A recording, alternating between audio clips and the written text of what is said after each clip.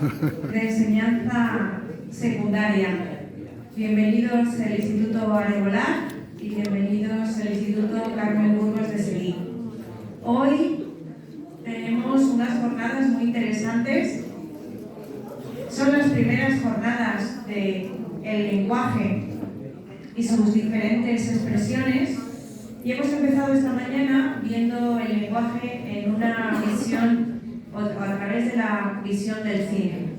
Hoy vamos, en este momento ahora, vamos a ver el lenguaje, pero en una expresión a través de cartelería. Tenemos hoy el privilegio de contar con Roberto Mangas Morales, que está aquí con nosotros en el escenario. Es escritor, es periodista, es licenciado en Ciencias de la Educación, de la Información. Es que la educación me voy enseguida a lo mío. Es licenciado en Ciencias de la Información por la Universidad Complutense de Madrid.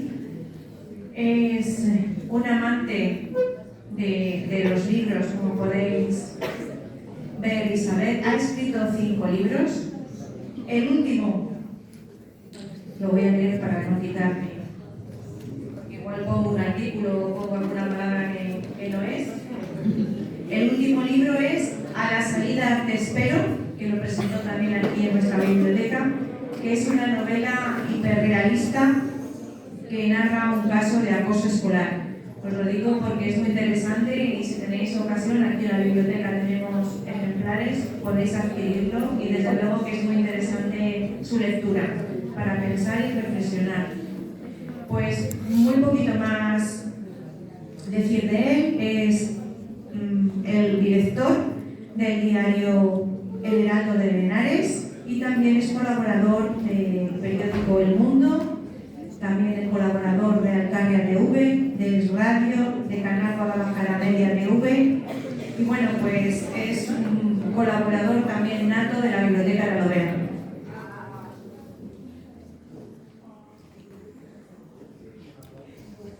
Sin más, yo creo que tenemos que pasar la palabra a Roberto, si os parece bien, si buscamos un poquito el silencio y si encontramos el silencio.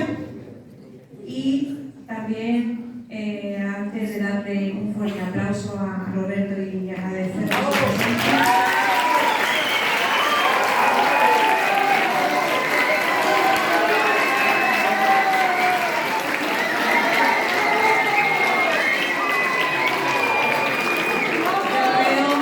Yo creo que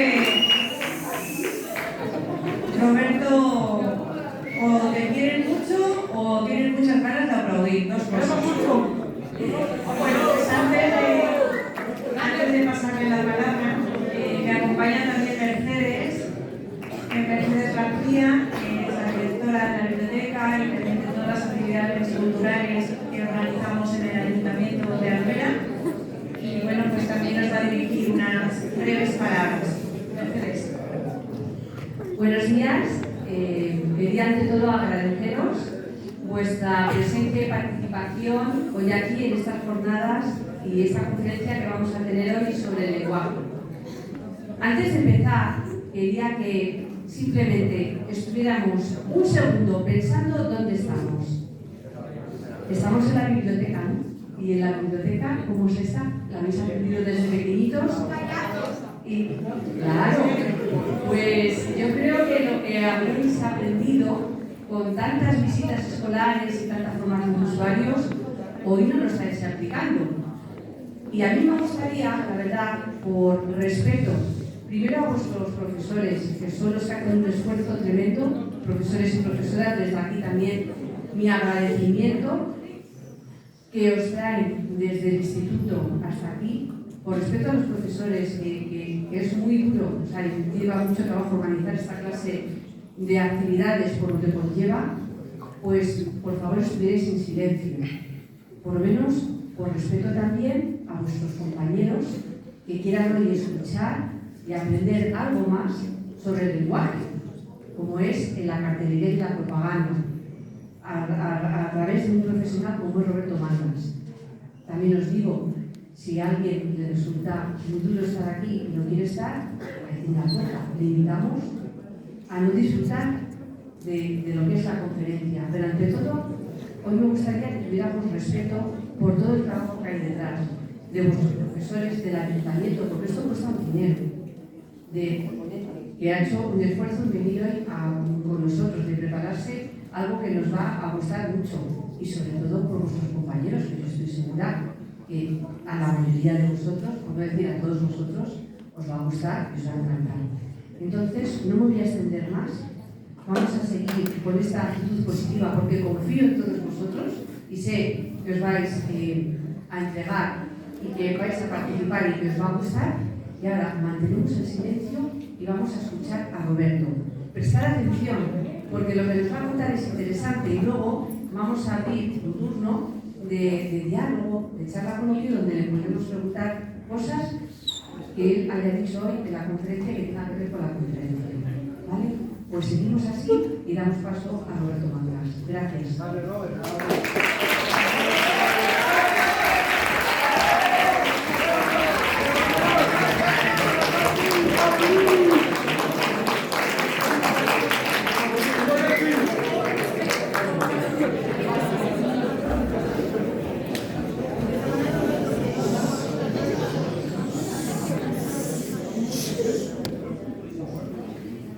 Buenos días a todos.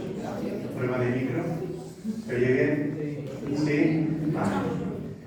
Pues vosotros sois alumnos, no sé si de un instituto o de los dos institutos de Alovera. De los dos, ¿verdad? Bueno, hoy vamos a hablar, no sé si alguno estuvisteis el año pasado en unas conferencias muy parecidas que hablamos de temas muy similares y que hemos ampliado aprovechando es una palabra muy bonita cuando significa que alguien pues utiliza alguna cosa en beneficio personal sin causar perjuicio a nadie. En este caso es la guerra de Ucrania para completar nuestra conferencia. Entonces, ese ruido tampoco nos respeta. Vamos a intentar que estemos tanto los equipos técnicos como nosotros respetándonos unos a otros, porque la base de la convivencia humana, además del lenguaje, es el respeto. Las guerras se producen por falta de respeto. Entonces, como ha dicho Mercedes, cuesta mucho mantener la atención cuando algo nos gusta, pero vivimos en un país libre y entonces es mejor no estar presente o estar ausente, pero no estar presente haciendo ruido. ¿Vale? Entonces, vamos a hablar hoy de un tipo de lenguaje que significa incitar a personas a mover las emociones o a mover en pos de hacer algo. Y en este caso es para formar parte bien de un ejército que ataca o de un ejército que defiende. Desde la historia, desde el comienzo de la historia de la humanidad, el ser humano se ha estado matando. Lo llevamos en los genes. Gracias a la educación, gracias a la socialización, gracias a las leyes restrictivas, podemos vivir en comunidad. El hombre vive, el lobo, que hablaba Hobbes, si no tuviera unas leyes y un compromiso de respetar unos a otros la convivencia pacífica, estaríamos matándonos continuamente. Vosotros planteaos por un momento solo, ahora, que los ucranianos hace solo unos meses vivían en paz, venían a las conferencias como estas, se iban al colegio, iban al parque, salían con su novio, con su novia, con sus amigos, tomaban una cerveza y de repente todo eso ha cambiado. Porque ha habido un país que ha faltado al respeto a otro país y lo ha invadido. ¿Vale? Entonces, sobre esa base vamos a intentar hoy colaborar todos. ¿Vale?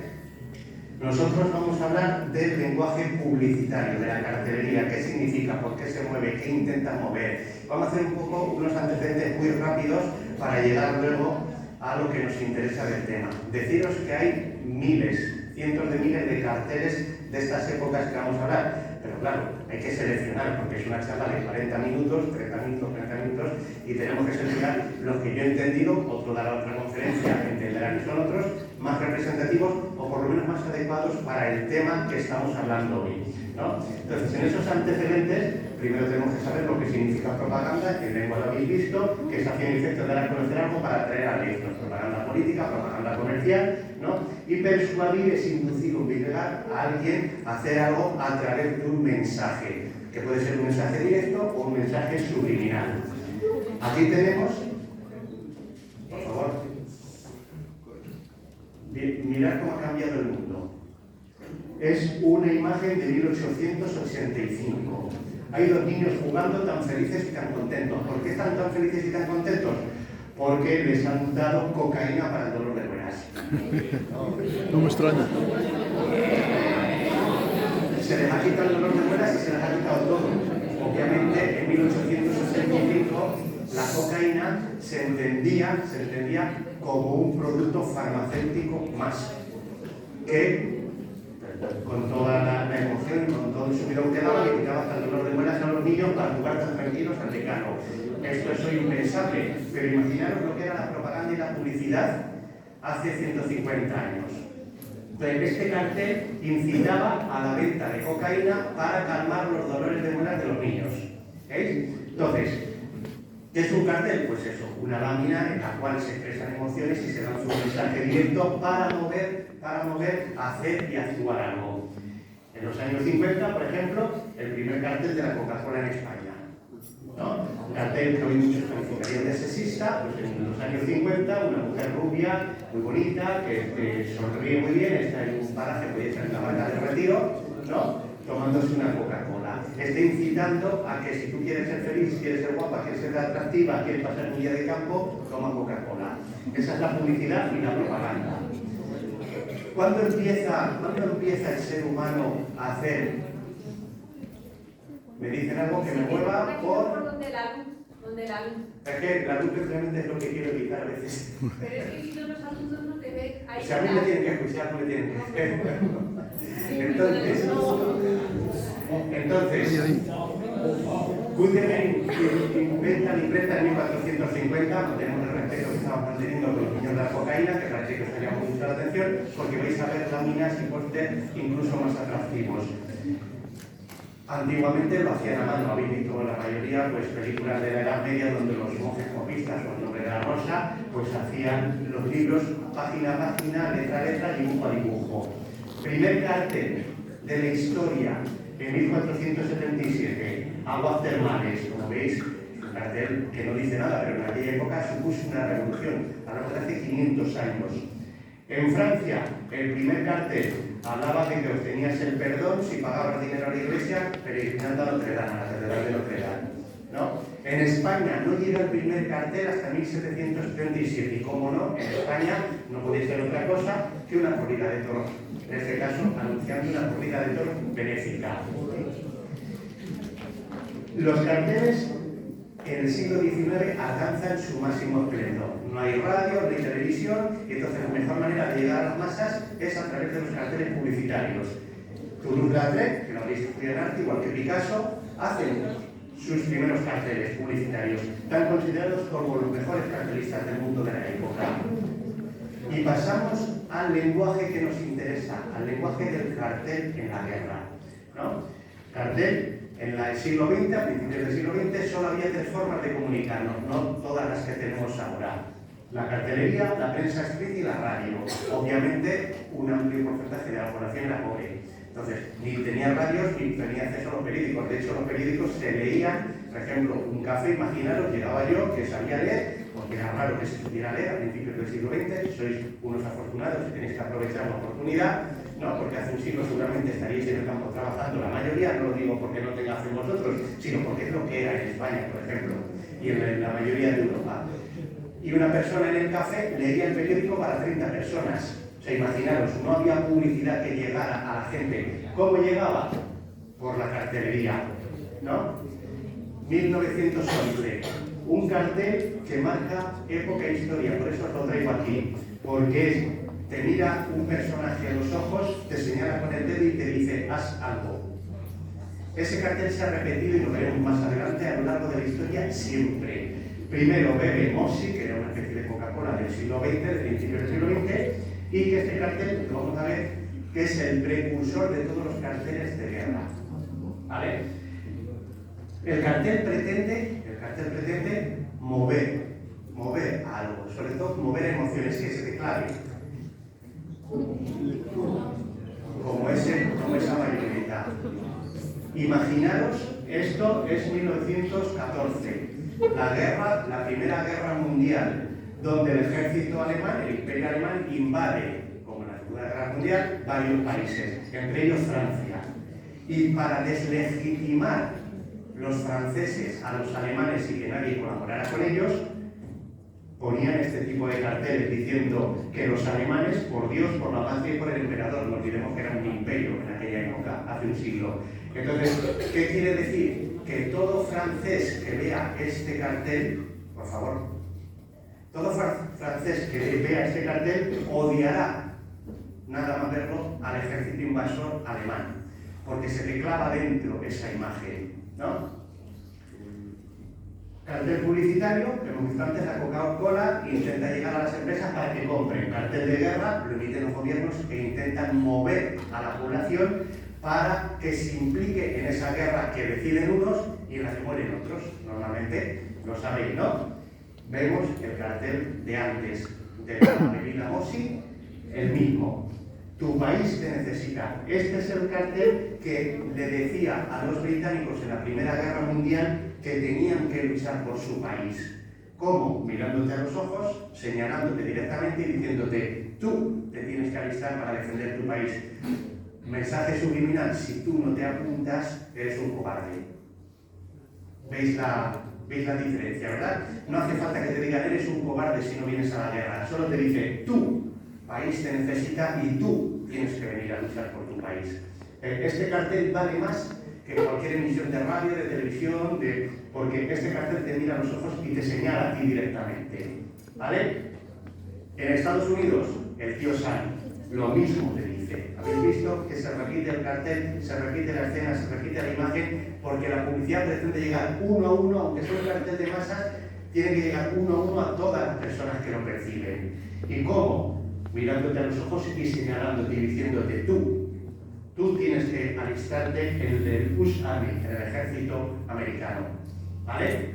Entonces, llegamos a la Primera Guerra Mundial, se mueve por bloques, esto lo habéis estudiado en historia, Gran Bretaña, Francia, Serbia y Rusia imperial. Rusia nunca siempre ha sido comunista. Hubo una época que era aliada de Occidente, gobernada por los zares, y hasta 1917, en que hubo una guerra civil y se instalaron los bolcheviques en el poder, Rusia era aliada de los países, dijéramos, occidentales, entre ellos por Gran Bretaña, Francia y más tarde Estados Unidos.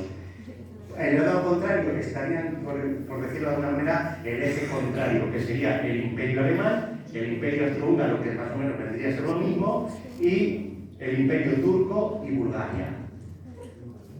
Este es el mapa de Europa hace 100 años. Como veis, la mayoría, el 90% de los países que conocéis, no existían. Entonces, en 100 años, ¿cómo ha cambiado Europa? Aquí veis, no existe ni Noruega, ni Finlandia, bueno, Ucrania no existió, que la hemos ratificado, pero las repúblicas bálticas, Georgia, toda la antigua Yugoslavia, que entonces era Serbia, luego pasó a ser Yugoslavia, que integró a 5 o 6 países, tampoco existía. ¿Vale? Llega la guerra y hay que movilizar a la gente. Y la propaganda es de tal importancia como incluso las armas, la compra y venta de armas. Se crean hasta ministerios de propaganda. ¿Veis la relevancia que tiene incitar y movilizar a las masas? Un cartel británico le dice a las mujeres que no tengan miedo ni que se pongan tristes porque sus maridos se vayan a la guerra. Están diciendo que no se provoque a que ninguna mujer incite a su marido o a su novio para que cometa el acto de cobardía de escaquearse del ejército para defender a su país de los invasores. En Estados Unidos hacen lo mismo. ¿Cómo? Creando los bonos del tesoro para financiar la guerra. Y esta niñita tan guapa, tan bonita, que está abrazada a su bono diciendo: mi papá ha comprado bonos de guerra para defender a nuestro país, para defender nuestra libertad. Como veis, siempre es el mensaje de la mujer hipodérmica, el mensaje emocional que se te mete debajo del alma para que no puedas decir que no, para que te impliques en una guerra donde incluso puedes morir, pero incluso que vayas feliz, ¿no?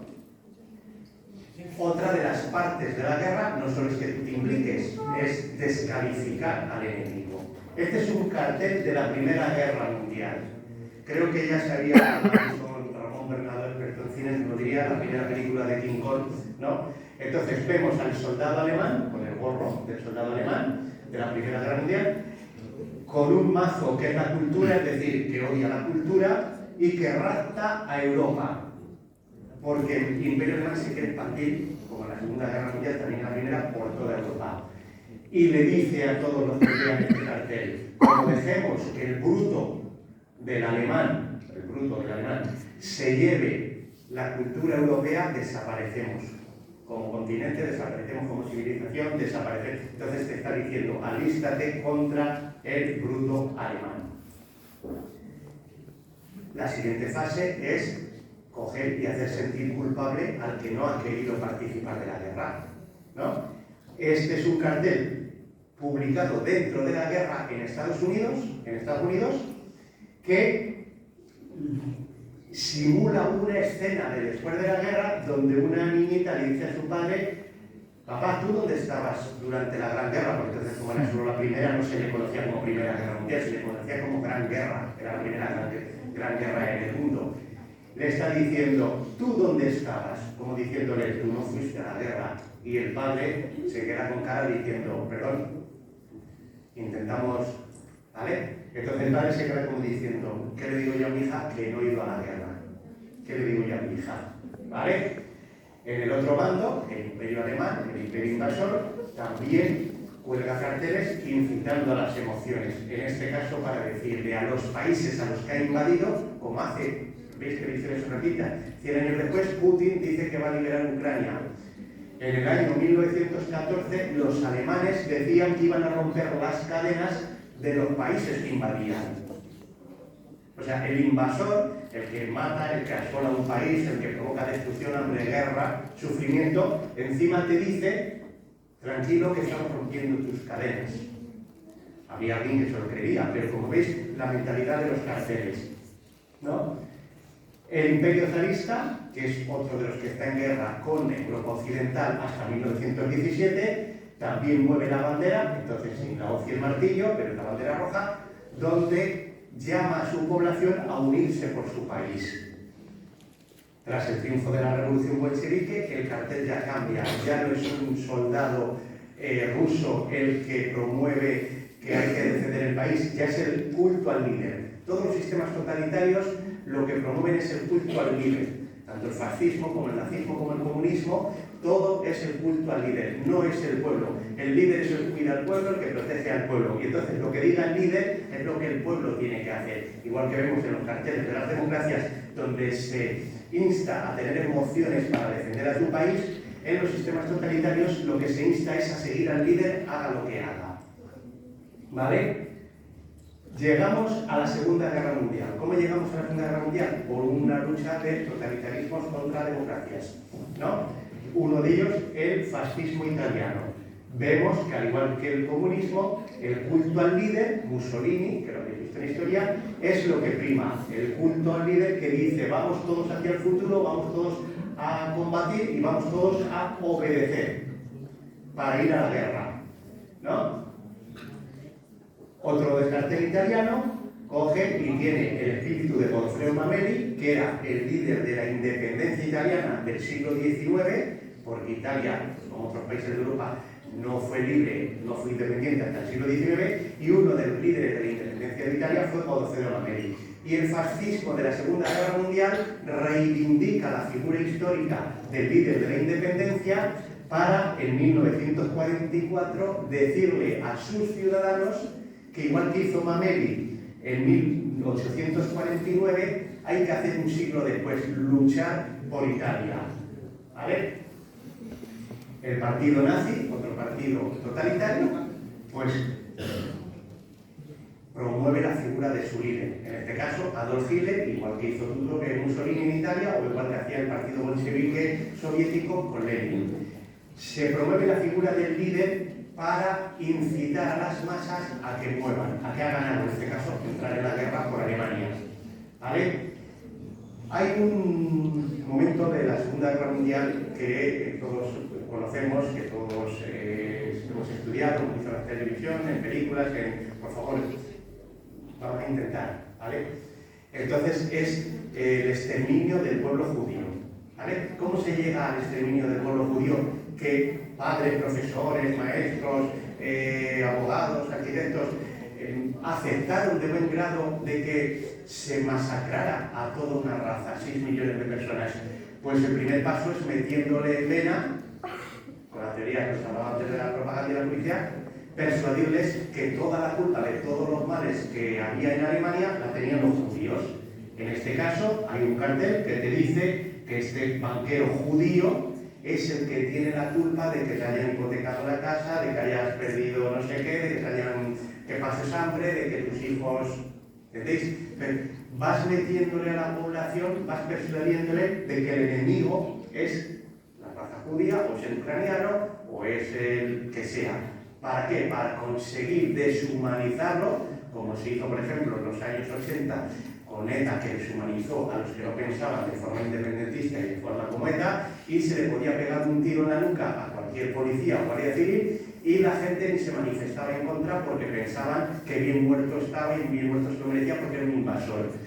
Es lo que ha pasado siempre, deshumanizas al enemigo para crearlo la sensación de que no es persona, y como no es persona, se la puede exterminar. En este caso, nos asombramos de por qué el pueblo alemán aceptó que murieran 6 millones de personas, que ellos mismos, sus propios vecinos de unos meses antes, los escupían, los delataban, los mandaban a campos de concentración. Todo lo hizo la propaganda, la cartelería, la publicidad. El lenguaje que llegaba a la población era: no es persona, no es un ser humano, es el culpable de todos nuestros males, podemos exterminarlo, que no pasa nada. ¿Vale? La cartelería entre todos los totalitarismos, hemos visto que no difiere nada. El líder nazi, Adolf Hitler, con su bandera y su escudo y sus tropas, con el brazo en alto, y el líder comunista de la dictadura comunista soviética, lo mismo. El cartel, como veis, es completamente idéntico. Como veis, todos los sistemas totalitarios de culto al líder tenían las mismas prerrogativas y el mismo sistema de propaganda. Ya no es el pueblo el que decide, ya no tienes que mover al pueblo en emoción para que compre bonos del Estado o para que deje a su marido ir a la guerra, sino el culto al líder es que si el líder te dice que vayas a la guerra, ¿sabéis? Tú vas a la guerra. Y entonces, como hay un culto al líder tan grande, primero por pasión y también por miedo, la gente que tiene pasión lo sigue nada más ver el cartel. La gente que tiene miedo se asusta al ver todo el movimiento que hay alrededor, ¿no? Y terminan siguiendo al líder. El tercer eje del tercer país del eje de la Segunda Guerra Mundial es Japón. ¿Ya? Alemania, Italia, hemos visto a Mussolini, y Japón. Pues en Japón, lo mismo que vimos en la Primera Guerra Mundial, el cartel se repite. Invadió varios países del Pacífico y les dijo: mira, os estoy invadiendo, pero para romper las cadenas que os atan a Estados Unidos, a Francia, a Inglaterra. Es decir, te estoy invadiendo, pero me tienes que dar las gracias porque te estoy liberando de un enemigo como puede ser Estados Unidos, Francia o Inglaterra. Siempre haciendo propaganda de que mi yugo va a ser mejor que otro yugo, que en otro caso no sería, por ejemplo, una democracia no subyuga a un tercer país, sino por la vía comercial o de tecnología, de las películas de Hollywood, podríamos decir. Sin embargo, Japón invadió los países para convertirlos en satélites de su territorio. En el bando democrático, en el bando de las democracias, de Inglaterra, Estados Unidos o Francia, el mensaje es muy diferente. Se califica a los japoneses como violadores que raptan a nuestras mujeres, como el del alemán gorila que visteis que raptaba Europa.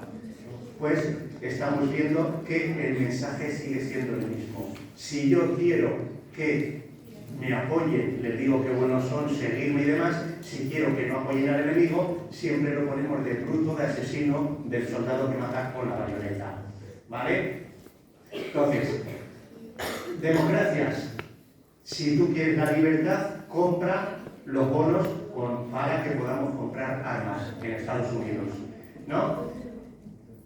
El cartel de Rossi la remachadora, lo conocéis todos, seguramente más que nada por que se utiliza cada vez más pues el movimiento sobre todo feministas o de izquierda para reivindicar el papel de la mujer trabajadora, de la mujer luchadora, del empoderamiento de la mujer. Pues esto significaba sencillamente que se cogió el modelo de una mujer que remachaba en una fábrica para armas de guerra y se dijo, nosotras podemos. Es decir, que nosotros podemos participar en la guerra. ¿Cómo? O remachando, o haciendo trajes para los soldados, o haciendo lo que fuera para ganar esta guerra. Este cartel luego se hizo icónico para otros motivos, pero surgió en 1944 para el tema de guerra. ¿Veis? Francia, la democracia que nos faltaba por ver, del eje contrario a Japón, Alemania e Italia. Francia fue invadida por Hitler y tomada en apenas 10, 12, 14 días, no necesitaron ni pegar 4 tiros. Y hubo un gobierno colaboracionista, pero hubo mucha gente que se opuso a la invasión. Entonces, los carteles que estaban en contra de la invasión les decían, ten cuidado que el enemigo nos ve y nos escucha, tened cuidado lo que habláis para no delatar a la gente de la resistencia, porque si queremos ganar esta guerra, el ejército invasor no tiene que enterarse de que estamos hablando la gente de la resistencia.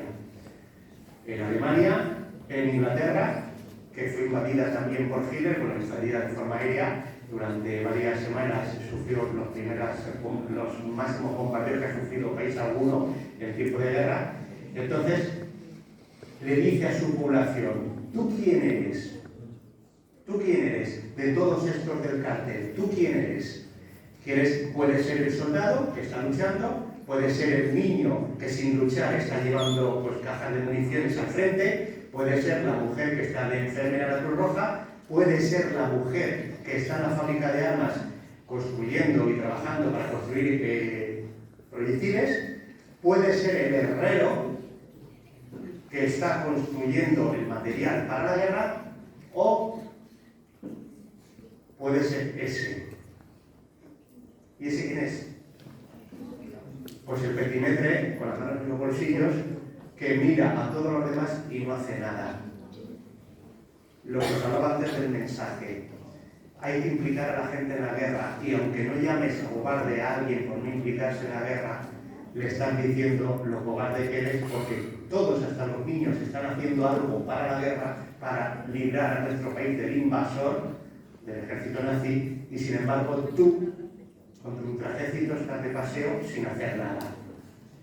Esa es la cartelería que yo he seleccionado como emociones para las dos guerras, las dos grandes guerras. En medio se produjo la Guerra Civil Española, que también utiliza muy parecido todo el sistema de persuasión que las otras dos grandes guerras, ¿no? Tenemos el momento en que iniciarse la guerra, donde hay dos Españas, una dominada por la República, controlada por la República, y otra alzada, ¿no?, por el ejército de Franco contra la República.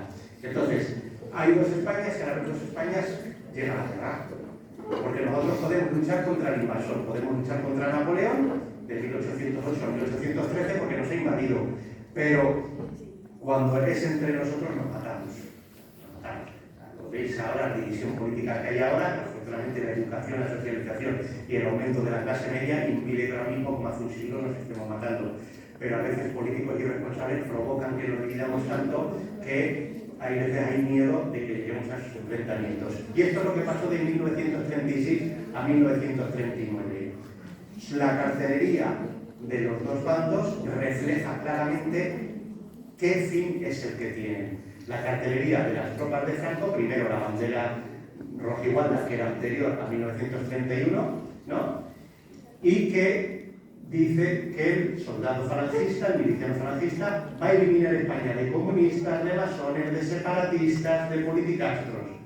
Y, por ejemplo, y sin embargo, la propaganda del bando contrario, del bando republicano, lo que dice es que un día después del lanzamiento de Franco, ellos van a tener como objetivo acabar con el fascismo. Cada bando tiene muy claro lo que quiere e incita a la población. Uno, acabar con los que piensan de forma diferente a la suya, es decir, separatistas, comunistas, etc. Y el otro, acabar con el fascismo. Obviamente, aquello iba a acabar muy mal, porque ya se está deshumanizando. Como veis, ya no se habla de personas, se habla de entidades, de grupos, ¿no? Y cuando deshumanizas, como os comentaba antes, a los seres humanos, ya tienes permiso y no tienes remordimiento para acabar con ellos.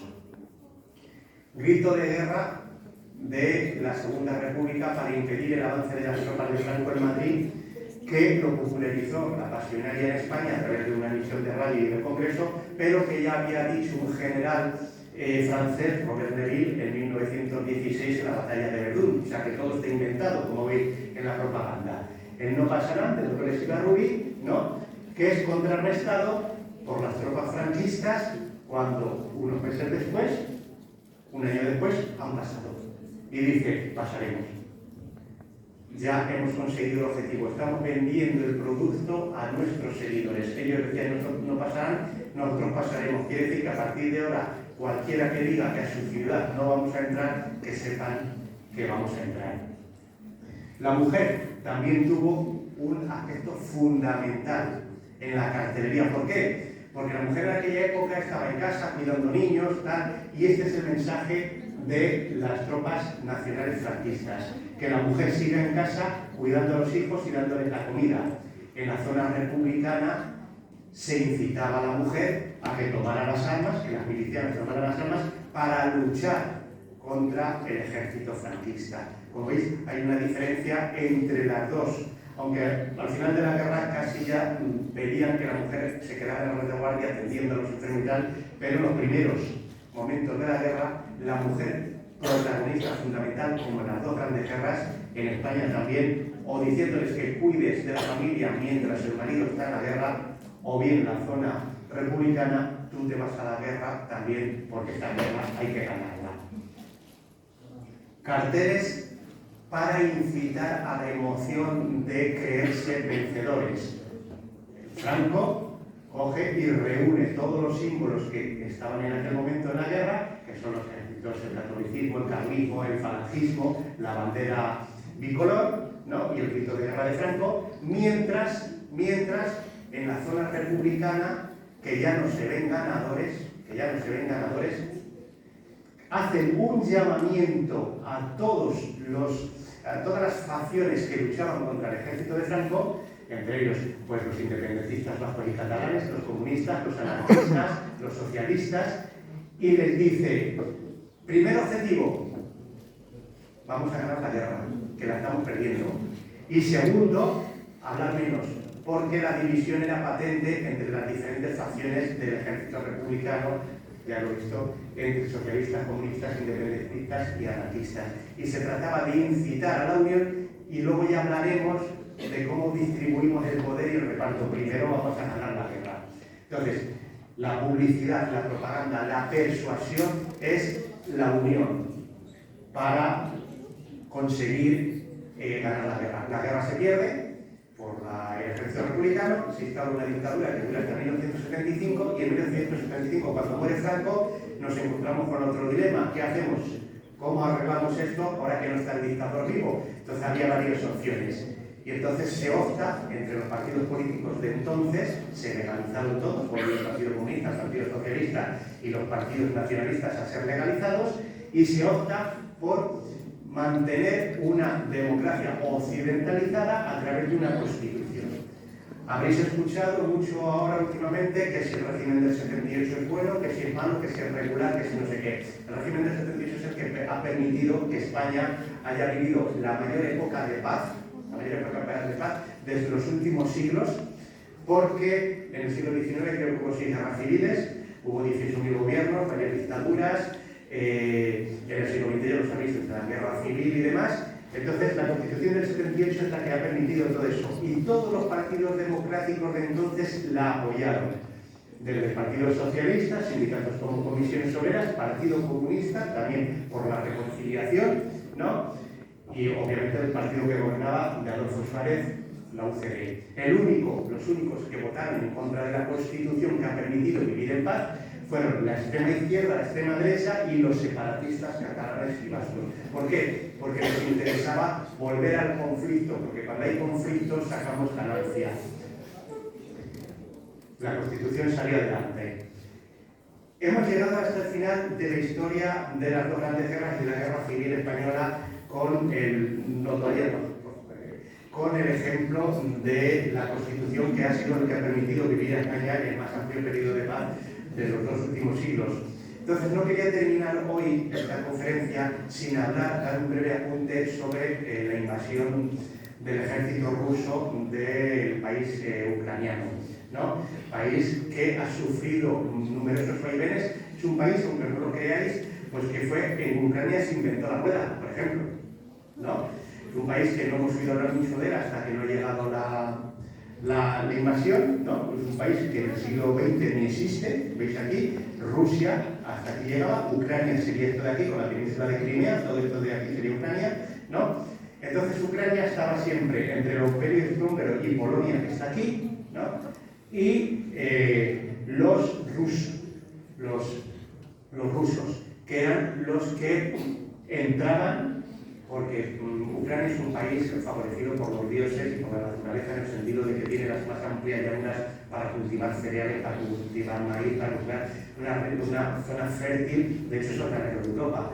Lo estáis viendo, ha subido el aceite de girasol porque Ucrania no puede producir ahora maíz, ¿no? Entonces, era un país muy goloso y cuando no se lo comían unos, se lo comían otros. Pero tiene su idiosincrasia propia. Habéis oído hablar de los cosacos, por libros o por películas, un ejército muy pequeño pero muy poderoso y muy valiente que moría matando y nunca se rendía, ¿no? Entonces, los cosacos vienen de Ucrania, ¿no? Hasta 1917, no fue verdaderamente independiente en una región autónoma de Polonia o de Rusia, pero tras la guerra de independencia la guerra civil de Rusia de 1917 a 21, cuando ganaron los bolcheviques y tomaron el poder, volvieron a tomar otra vez a Ucrania bajo su poder. Es decir, dijéramos que hasta 1991 solo habían sido 4 años independientes. Ahí está. Cuando acaba la Segunda Guerra Mundial, ya vuelve a no existir Ucrania. Aquí está Crimea, aquí está Ucrania, ¿no? Y aquí está la Unión Soviética, que se llamaba Rusia, ¿vale? En 1991, tras la disolución de la Unión Soviética como tal, las repúblicas se independizan. ¿Veis? Aparece Finlandia, Estonia, Letonia, Lituania, Bielorrusia, Ucrania, Moldavia, ¿no? Que son los países que ahora están. Ucrania ya invadido y Moldavia va a ser el siguiente país que invada Rusia, ¿no? Porque dice que tiene población de cuando era un imperio ruso y formaban parte luego de la Unión Soviética, ¿no? Vladimir Putin se lanza a la guerra y el principal cartel, calificado como cartel de la actualidad del mundo, es la portada de la revista Time. La revista Time solo hace una figura, un hombre, un personaje, cada número. Y eligió a Putin, con el bigote de Hitler, efectivamente, para decir el regreso de la historia, el nuevo Hitler, el nuevo que invade países, ¿no? ¿Entiendes? Entonces, los ucranianos se defienden, como pueden, malamente como vemos, pero también incitando a su población a que no se rindan al enemigo. ¿Cómo? Pues, por un lado, diciéndole al invasor, al soldado alemán, ten cuidado porque yo no soy tu niña bonita. Tu niña bonita es una expresión que los rusos le dicen a las ucranianas y a Ucrania en general, porque como ha sido cuando dicen tu niña bonita es el juego ese que tengo de la Play o mi tal, porque era su país favorito, el que siempre tenían pues, como reserva por el granero, para petróleo, para materias primas, y entonces le dice una ucraniana, yo ya no soy tu niña bonita, y le pone una pistola a Putin, como diciéndole, todo el que entre y se crea que somos de su propiedad, se va a llevar un tiro, ¿no? Entonces, me ha ayudado una joven ucraniana, traductora, para traducir todos estos carteles que se ven por las calles de Kiev o de otras ciudades, donde le están diciendo los ucranianos al oso ruso, que como invadas Ucrania, todo el que invada Ucrania va a terminar mordido y muriendo. ¿Ves? Le quitan hasta mutilado, ¿no? Incita a sus propios soldados, ¿no?, a que se alisten. Este es otro cartel que vemos ahora en las calles de Ucrania, con la bandera de Ucrania, colgado siempre el azul arriba y el amarillo abajo. El azul es el cielo y el amarillo son los campos de trigo.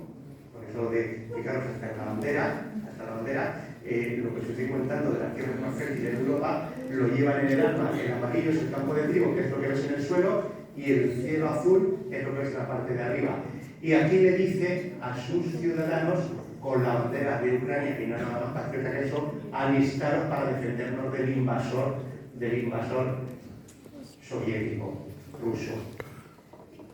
En el país invasor no tienes que contarles nada, porque además de que hay una censura terrible y están los medios de comunicación tomados, el único cartel que hemos podido ver relacionado con el tema es este cartel donde el ejército ruso le dice a sus soldados que es no utilicen redes sociales. El soldado ruso, la bandera rusa, y le dice, ¿por qué le dice al soldado ruso su propio ejército que no utilice redes sociales? Porque son tan tontos que se van a hacer fotos en el campo de batalla y el enemigo, en este caso los ucranianos, los van a localizar vía satélite. Entonces le dices, no utilices. Este cartel es de 2022. Pues es una copia de un cartel de 1954. Lo que sigo repitiendo todo el rato, que la propaganda y la cartelería se repite constantemente a lo largo de la historia. Este es un cartel ruso, conocido, la afición de los rusos a beber vodka, que en 1954 el gobierno soviético tuvo que hacer una campaña con el GEP, ¿no? Para decirles, hombre, no bebéis vodka también por la comida, dejad de beber un rato. No hacéis todo el día borrachos, que necesitáis son un problema de salud pública, que no hay hospitales para tanto alcohólico. Entonces, como veis, la cartelería del 2022 de Rusia es la misma que la de 1954, que no había guerra, pero había una guerra contra el alcohol. Entonces, pretende el lenguaje del cartel incitar a algo, es decir, a no beber, a no hacerte fotos, a no salir en las redes sociales para no perder la guerra. No quería terminar esta conferencia de hoy con una imagen icónica de lo que significan las guerras. Todo el lenguaje, toda la persuasión, toda la cartelería, al final desemboca en esto. Esta es la biblioteca pública de Mariupol, ¿no? Con su escritor, igual que aquí en el Museo del Prado tenemos a Velázquez, pues aquí tienen a la de Vladimir Kokorenko, que es un escritor ucraniano muy reconocido. Y esto es cómo ha quedado la biblioteca pública de Mariupol. ¿Qué es lo primero que hacen todos los ejércitos invasores, todos los totalitarios? Destruir la cultura, destruir el arte, destruir la civilización. No interesa que la gente sea culta, no interesa que la gente lea, no interesa que la gente tome decisiones y sea crítica por sí mismo, ¿no? Cuanto menos educación, cuanto menos cultura, cuanto menos exigencia, cuanto menos esfuerzo haya que hacer, más manejable es la persona. Nos cargamos, además de los centros de armas, los centros culturales, para que no tengan ni un solo libro ucraniano que leer. Y entonces no tengan pasado, y al no tener pasado es más fácil la invasión rusa. Esta era la imagen con la que quería terminar, que puede ser imagen hasta de un cartel. Y con esto hemos terminado la conferencia de hoy, que pretende que conozcáis solo un poquito el lenguaje de la cartelería que seguís viendo todos los días en los carteles de la Coca-Cola, en los carteles, pero también en carteles del Ministerio de Interior, para que no conduzcas muy deprisa, porque pretenden con una par de palabras y una imagen que se te meta en el alma, que se te meta debajo de la vena y hagas algo aunque no te lo estén diciendo con palabras. Muchas gracias por vuestra atención.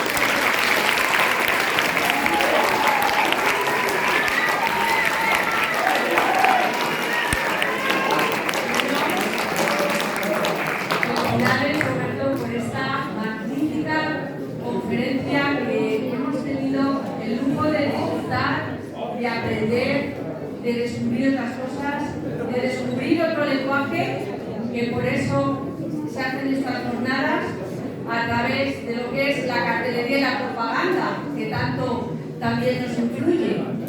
Y bueno, ahora, llegado el turno, yo quería saber si, bueno, me imagino que os habrá gustado, y a mí me ha gustado también, aquí todo respetable, si hay alguna pregunta entre el público, algún alumno quiere preguntar algo, quiere hacer alguna reflexión, algún comentario, pues le pasamos el micrófono.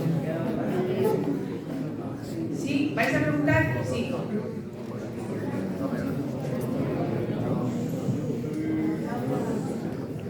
La inspirado a hacer esa presentación? Bueno, soy periodista, hice la carrera y uno de mis primeros trabajos para la carrera, que luego se convirtió casi en profesión, era asesor de imagen, publicitario, de prensa, partidos políticos, de encuestas, de campañas, y entonces te hablo de hace casi 40 años. Entonces, España, yo lo digo siempre, hay gente que me lleva la contraria, en mi opinión, en la suya, pero vivimos en libertad en aquella época. Acababa de morir Franco, llegó la transición y había una ebullición de partidos políticos nuevos, de sindicatos, de medios de comunicación completamente libres, y teníamos libertad para trabajar, para hacer, para escribir, para opinar. Y entonces pues me atrajo mucho el mundo de la cartelería, y es algo que he llevado siempre ahí, y siempre he coleccionado carteles, siempre he mirado, siempre he analizado, siempre he comparado, como habéis visto. Y cuando se planteó esta posibilidad el año pasado por Mercedes de hacer un tipo de jornadas de este tipo, pues dije, pues mira, lo tengo fácil, porque la cartelería es uno de los temas que desde hace 40 años más me atrae. Gracias.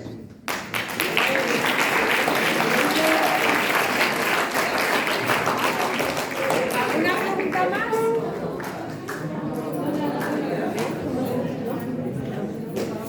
Bueno, pues si no hay más preguntas, pues nada, vamos a despedir a Roberto. Y una vez más, bueno, antes de los aplausos, una vez más, pues quería también felicitarte por esta conferencia que tiene una labor de investigación impresionante. Es un acercamiento a cómo el lenguaje en otras expresiones nos puede influir, y tenemos que estar aquí ojos actores para nosotros tomar nuestras propias decisiones. Y bueno, desde la biblioteca solo pretendemos con los centros educativos que tengáis otras experiencias y acercaros a estas pequeñas manifestaciones con estas actividades para que os haga pensar, tengáis espíritu crítico, os haga reflexionar, y es lo que pretendemos desde la biblioteca, tener ese feedback para que entre biblioteca y centros educativos podamos tener como una ventana abierta al mundo y podamos ser críticos, reflexivos y tener nuestras propias opiniones. Quería dar las gracias a los profesores, sobre todo por el esfuerzo que están haciendo y su trabajo y toda la colaboración que están llevando este año también con la biblioteca y con su apoyo. Y nada, desde aquí os despedimos y espero que os haya gustado y ya está.